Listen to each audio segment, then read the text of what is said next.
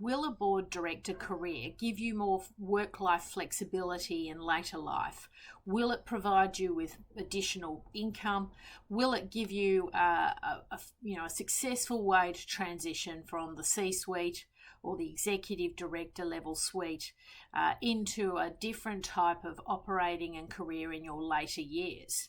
The answer to that simply is yes. There is no doubt that a lot of people come to me because they're looking for that transition to a different way of working, a different way of life in their later years, where they can potentially give back, still stay involved in the board director business community, and to serve on boards and to offer their expertise and their advice in those settings. But we need to balance this with the realities. These things don't just happen overnight. There has to be a lot of forward planning in order to have a successful transition from from executive director to non-executive director. And that transition that period of time can take a solid 12, 18, even 24 months to get the foundations right, to move from having that successful corporate career to having a successful non-executive director career. Certainly, careers in this area can generate very substantial levels of income if that is what you're choosing to do and you want to continue to maintain high levels of income. That will have a lot to do with your experience, your credentials, your corporate life and where you've operated.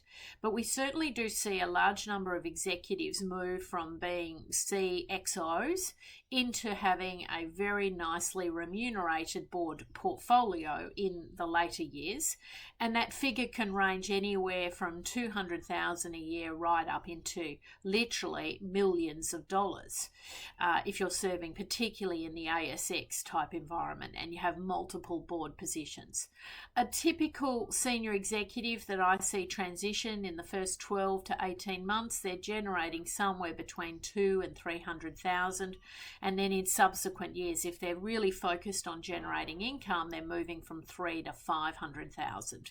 And that's predicated on holding, 2, 3, 4 quality board seats and then maybe supplemented still with advisory type work or mentoring or other types of business activity, whether that be facilitation, e-learning, etc., etc. It will really come down to that individual's profile and what they choose to do.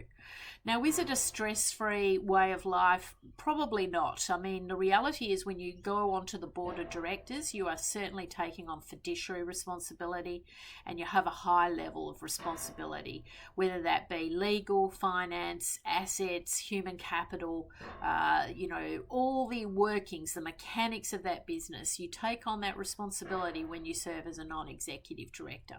So it's very important that you balance the risks. You understand the risk paradigm. You take on the right type of roles, serving with the right type of people so that you can minimize that. But certainly it can be a very nice balanced way of operating, particularly if you've worked at full pace operating in the C-suite, for example, and you now transition to a board portfolio with a mixture of quality appointments.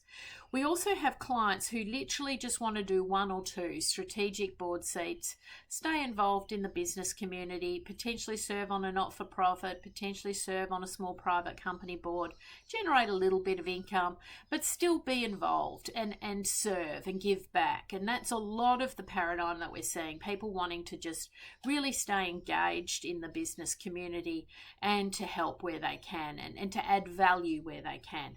So it's certainly a worthwhile endeavor. It certainly can tick a lot of boxes for executives who want to stay working and still generate decent levels of income in later years.